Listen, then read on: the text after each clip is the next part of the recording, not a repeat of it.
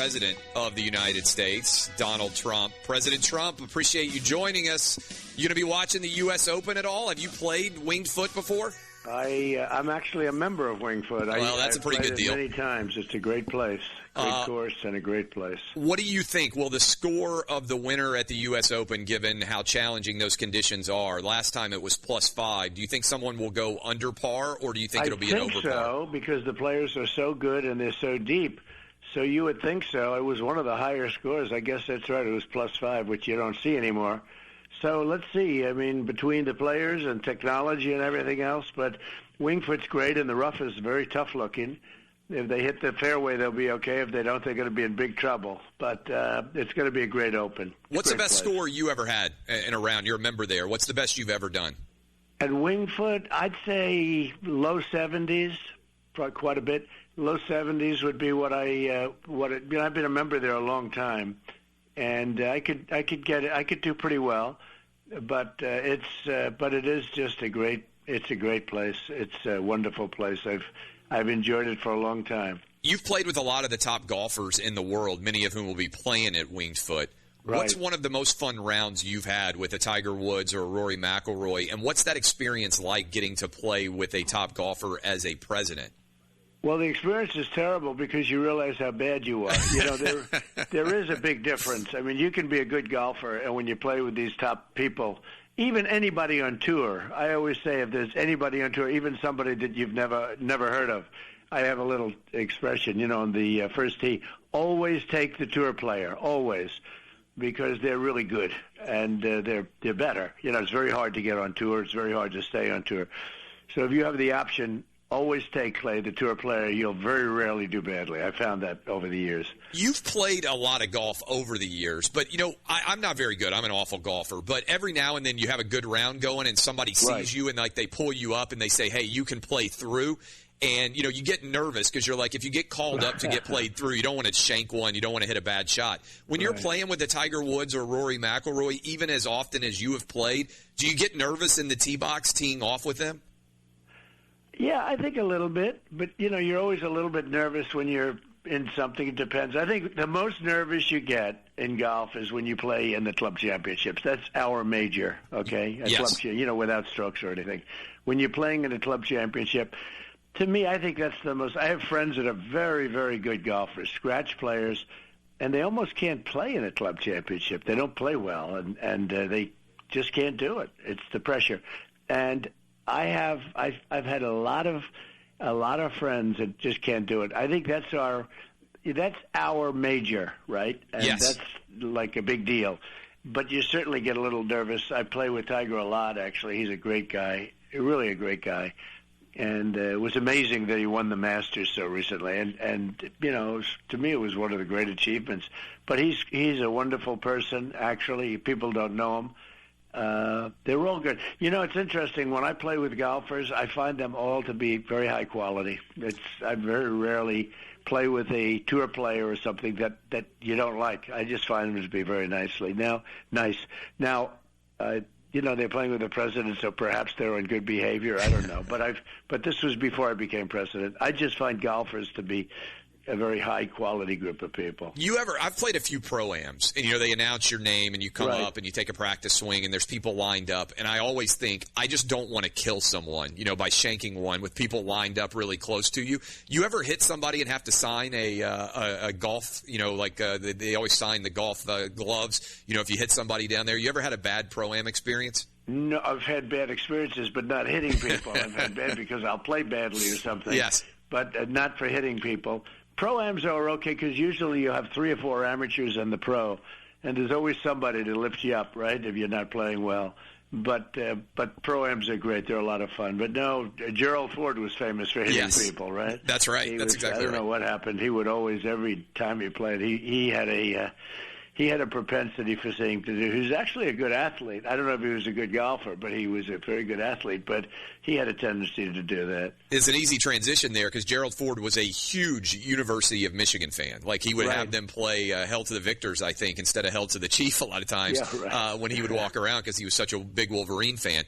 You have been instrumental, and your administration has been instrumental in helping to get Big Ten football back.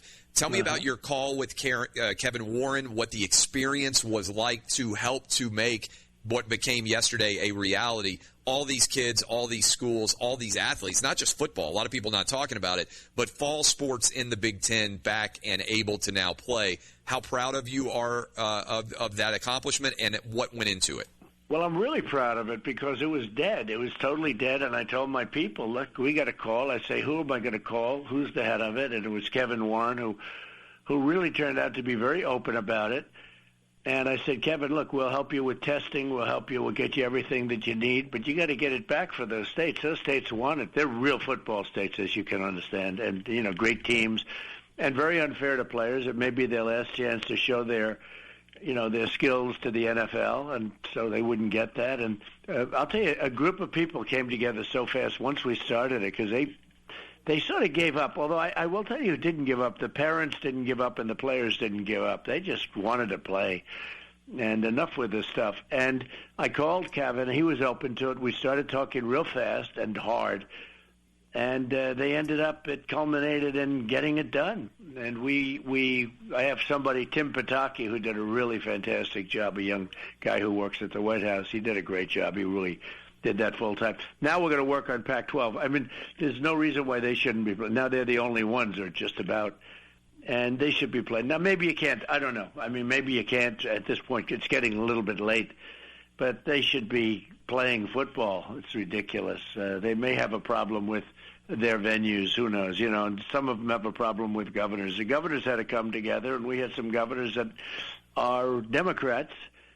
And it wasn't easy, but we got it. We got it done. And you're going to have some great football, Big Ten football. It's really terrific. We're talking to the President of the United States, Donald Trump, and I know, based on my background interacting with him, Tim Pataki did an incredible job, who you just gave a shout-out. He's an Ohio State grad. Over 300 calls, because some people out there, you know how it goes, and the media are going to say, oh, the White House had nothing to do with this. They had no impact. You guys were very helpful and impactful in making this a reality. I know that personally, but certainly the evidence reflects how hard Tim Pataki worked and other members of your administration. And I understand now there has been contact between the White House and the Pac-12 to also offer the same amount of help if the Pac-12 needs any assistance in order to be able to play this fall. Well, I can tell you, Big Ten just needed some confidence in it and some backing, but we're given a lot of backing. No, without us, I'm not saying this for any reason. It was a terrible thing. We did it. We absolutely did it. If we didn't get involved, you wouldn't even be talking about Big Ten right now. They had no chance of playing. They weren't going to play. And as soon as we did it for political reasons, a couple of people said, oh, they had nothing to do with it. They had nothing to do.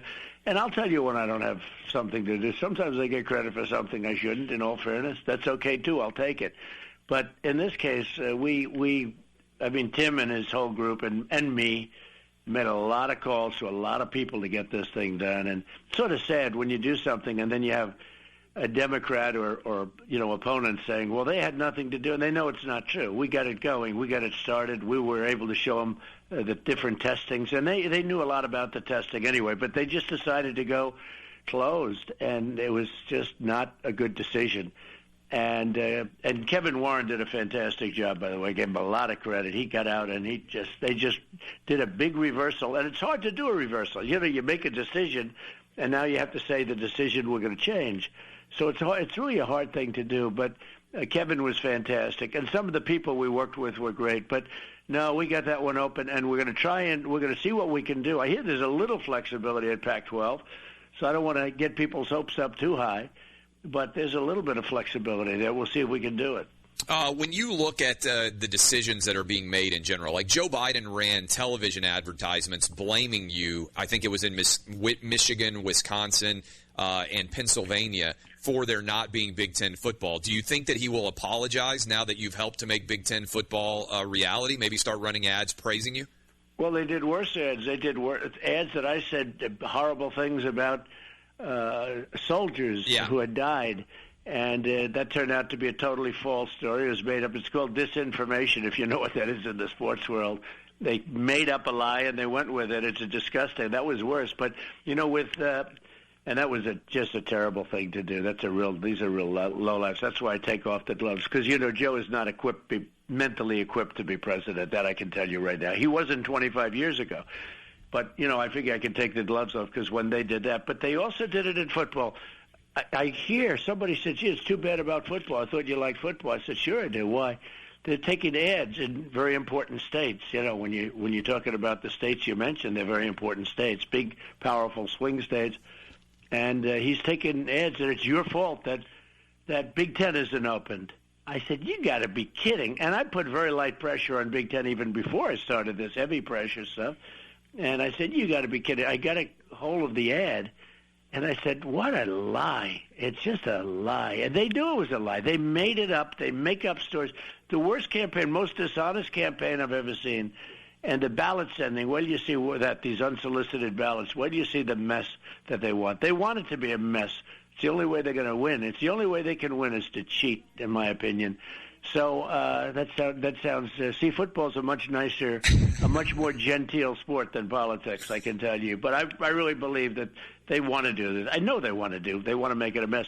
But what happened? I saw the ad, and that's actually what got me into gear, because I said, "Oh, wait a minute! I want it to happen, but I really didn't think about getting involved." When I saw the ad, I said, "Let's get involved and get it open." So that ad is one of the reasons I got it open, because I just wanted to show that this was that was such a dirty thing to do. And I was publicly on record, as you know, Clay, saying, you guys ought to get to play, but it was just, you said it on my show. That's when I saw those ads. My wife, who doesn't even pay much attention to politics, she said, "Wait a minute, the president came on your show last month before the Big Ten and the Pac-12 shut down and said it would be a tragic mistake if they didn't play, and then they blamed you for the games not being played." Absolutely, it's 100%. And tell your wife I appreciate her good memory, because some people don't remember so well. Your wife has the memory. You probably don't remember it, and she does. It's the way you're married. Well, right? Yeah, you know how marriage goes. She remembers everything I've ever done that's not perfect. And by the way, it was such a bad, it was so egregious, and it was terrible. And because of that, I actually activated, and we got it done. So I'm very happy. A lot of people are really happy about it. I was going to tell you this last time when you came on, but you came on in August, and my 9-year-old son, when I said, hey, the president's going to come on Dad's radio show, I swear to God, President Trump, the first thing he said was, wow, he knows Vince McMahon. That was his reaction when the president's going to come on the radio show. He's such a WWE fan that his first reaction. Well, I know him. He's great. Actually, Vince is great. Yeah, you could share that with Vince, that the first thought from my 9-year-old.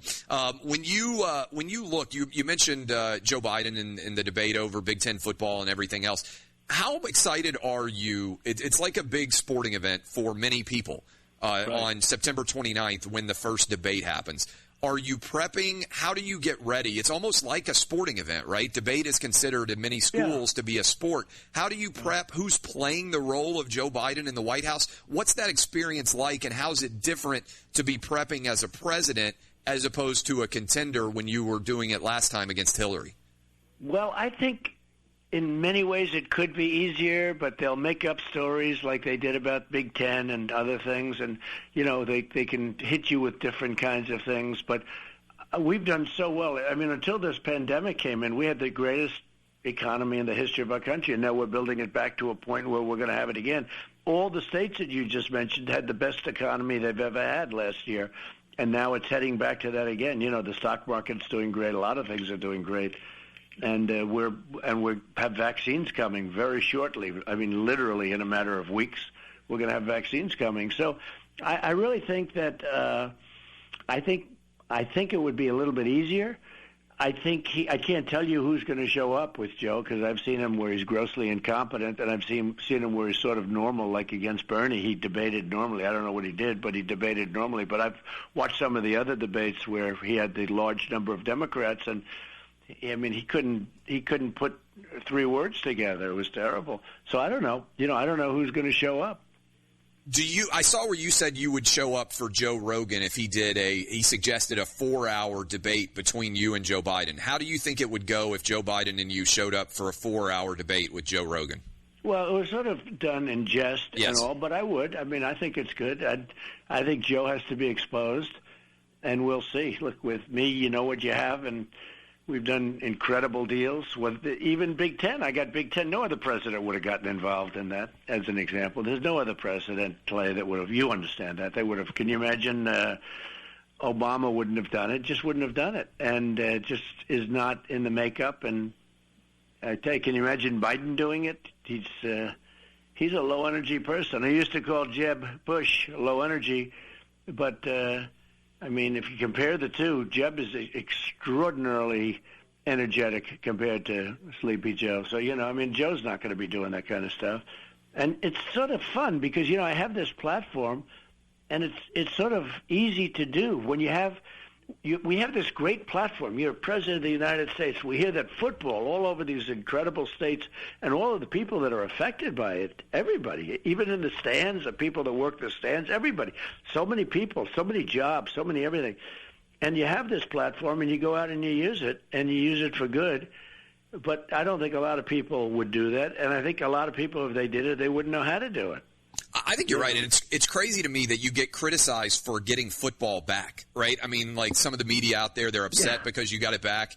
And this goes to my mom. I mentioned my wife earlier, but she said, hey, make sure you tell the president this for me. So she's a big supporter. And she said the other day, if President Trump went out in a boat, and somebody's hat blew off, and he stepped out of the boat, walked on water, and picked up the hat and brought it back to the fisherman. The New York Times front page would say that Trump can't swim. So it's funny kind of the way sometimes the media plays. Like you bring football back, and people are mad about it. Well, I'll tell you, the vaccine is way ahead of schedule, and now I'm being criticized on the vaccine, because they're petrified that the vaccine comes in, before the election. And I view it differently. I view it like we're going to save lives. I think it's going to be a great vaccine, and we're going to save lives. We have many great companies really close and probably have it, and they're in tests right now. But I'm being criticized for bringing it back too fast. And one of the doctors said, it's a crazy world, politics. Everybody wanted to get a vaccine as fast as possible. President Trump gets it ready fast, and they're criticizing him, It is wild. Do you expect the vaccine to be ready before the election, by late October, Halloween time? It could be.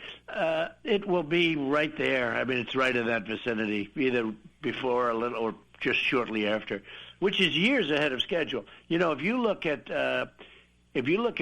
what was going on with vaccines, there was no chance. If you go back to another administration, and I'm not just talking about Obama. If you go back to another administration, Clay, there's no chance. This would have been 2, 3, 4 years, because I've energized the FDA and we're approving things faster and safely. It has to be 100% safe. But I've energized the FDA, which would have taken 2, 3 years, and we're going to have something in a matter of weeks. But it's amazing.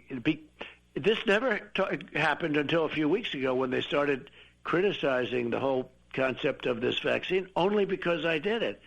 If it wasn't me, if it was somebody else, they'd say, oh, this is unbelievable. The vaccine's going to be here so early.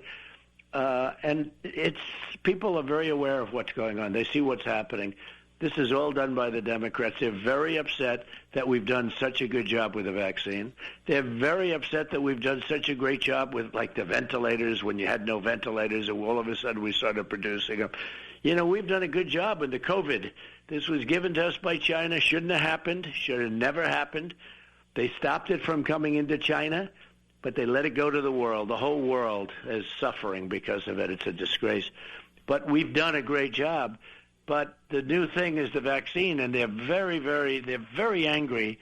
And they should be happy, because we're talking about saving a lot of lives. But that's the world of politics, Clay. One of the world of politics that's crazy to me, speaking of the way that the media has covered the coronavirus in general, is they have praised Andrew Cuomo, who statistically has the worst death rate in the world, President Trump. I mean, that's 100% true. He's writing a book about what a good job he did. You look at other states, Florida, Arizona, Texas, Republican governors, they've all done far better from a per capita perspective. And you would think that those guys have done awful jobs. All that matters is the difference between Republican and Democrat. I look at it like it's a scoreboard. Like, let's use data and actually use it. Like, it's wild to me that Andrew Cuomo is considered to be like the greatest governor in the history of mankind. When you look at his record, it's awful.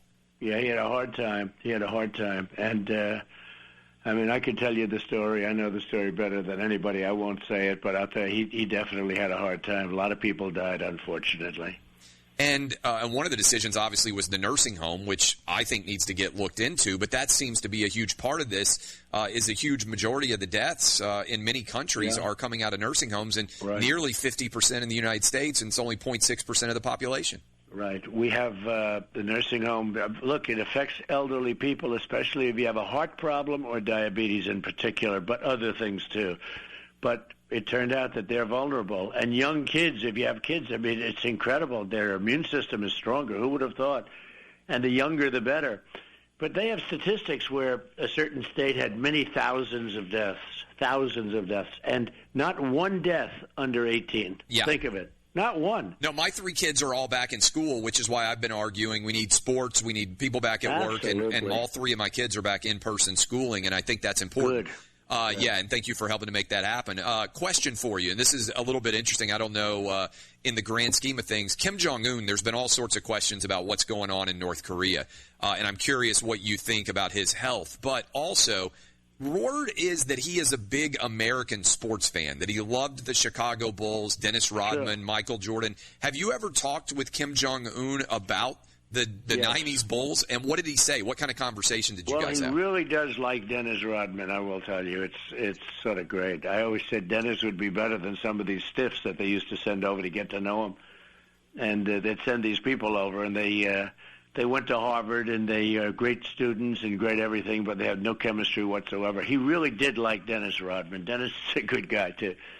And I said, we should maybe use him instead of somebody that graduated number 1 at Harvard. Maybe we should use Dennis. I thought about that. But I have a very good relationship with him. He does love basketball, and he really does like Dennis. And so I always thought, like, man, if you could just bring him over here to go meet Michael Jordan, like, we might be able to get a great peace accord. That's based on how much he loved the Bulls. Well, we've done well. We have a good relationship, and frankly, nothing's happened. If Hillary would have gotten in, or if you had a longer-term Obama, you would have been in a war with them as sure as you're sitting there. And you would have had a war that would have been a really bad one. A lot of nuclear weapons, a lot of bad things would have happened. And we're right now just, hey, whatever happened to that war, right?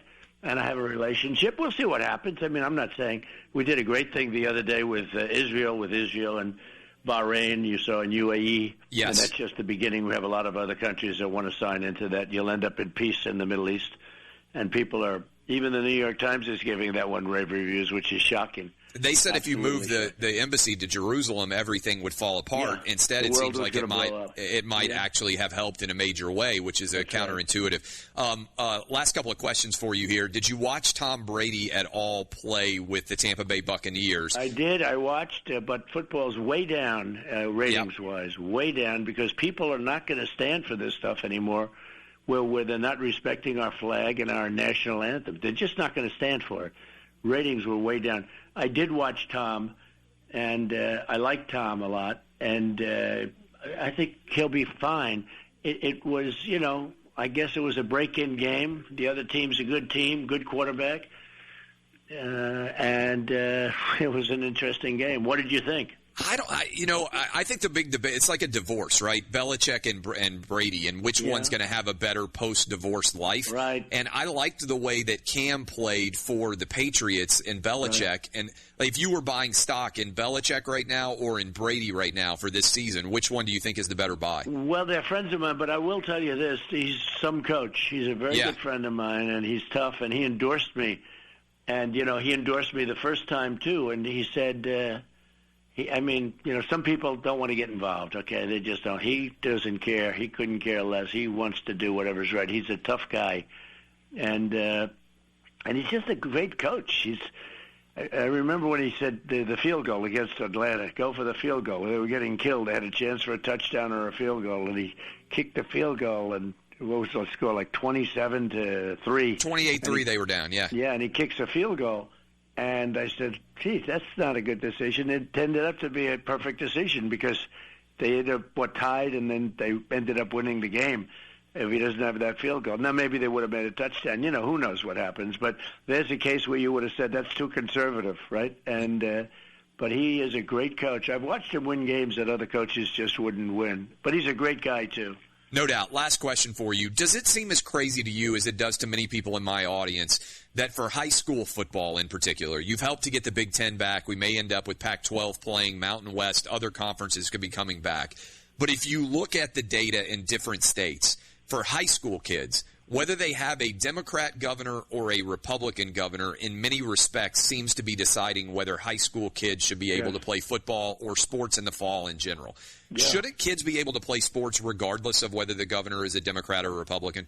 Well, it's too bad it has to be that way. But if you look at these states with high crime, they're run by Democrats. You look at the cities with high crime, they're run by Democrats. And the Democrats, I'll tell you what, their philosophies are not working too well, and certainly their philosophies on law and order are working very badly. You look at all of the places that have problems, Portland, look at that. It's run by these radical left Democrats. It's a disaster. We go in, I could fix that up in a half an hour. We'll send in the National Guard. They have to ask us. It has to be requested. But all of these places are run by liberal Democrats, and so I don't know. It should be easy. We're going to find out whether or not people agree with me. Last question. Did you tell my producer, Danny G., that he deserved a raise when you called last time? Absolutely. I said, you got the president. But you really do. You have a great show, and he's a nice guy. But I said, you got the president on the phone. You deserve a raise. I haven't done too many of these calls lately. I appreciate it, sir. We'd love to have you back on anytime you want to come on. Keep doing good work, and thanks for the work you did for the Big Ten. Thank you very much, Clay. Everyone have a good time. Thank you. That is the President of the United States, Donald Trump. I'm Clay Travis. This is Outkick on Fox Sports Radio. WIFO-FM Big Dog Country, 843. Let's get an update from Fox News Radio. Just search Fox Sports Radio.